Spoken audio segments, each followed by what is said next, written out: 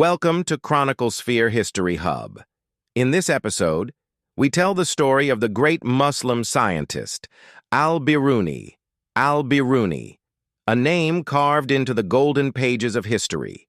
Born in 973 CE in the ancient lands of Khwarazm, a place where deserts met the stars, and where a young boy looked at the sky with questions no one around him could answer. From childhood, he was different, quiet, observant, endlessly curious. He watched shadows move, measured the rise of the sun, and wondered why the earth behaved the way it did. Those simple observations would one day reshape the scientific world. As he grew, his hunger for knowledge became unstoppable. He mastered mathematics, astronomy, physics, geography, and philosophy, not over a lifetime, but before many even finished basic study. Teachers admired him, rulers sought his wisdom, and scholars relied on his calculations.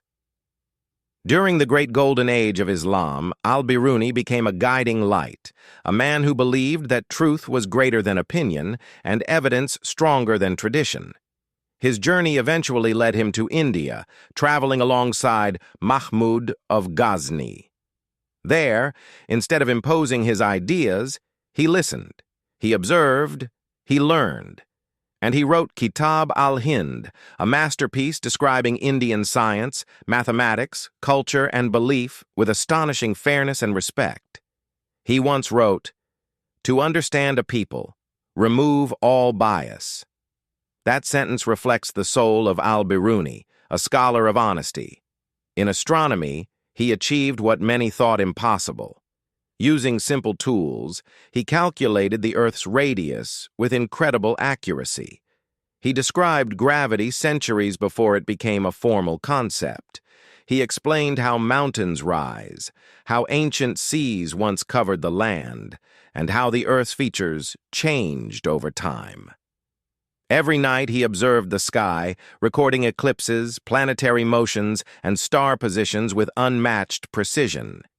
His book, Al-Qanun al-Masudi, became a treasure of astronomical knowledge used by scientists for generations. He was not just a thinker, he was a bridge between cultures, between worlds, between the seen and the unseen. Despite political battles around him, despite losing libraries and facing displacement, he never stopped learning. He wrote more than 150 books, each carrying the weight of his brilliance. Near the end of his life, when a doctor advised him to rest, Al-Biruni smiled and said, "Should I leave this world without knowing one more thing?" That was his spirit, a seeker, until the very end. Al-Biruni passed away around 1050 CE, but his legacy, his curiosity, his respect for knowledge, his devotion to truth, still inspires the world today. Al-Biruni was not only a scientist, he was a storyteller of the universe, a master observer, and one of the brightest stars of the Muslim Golden Age.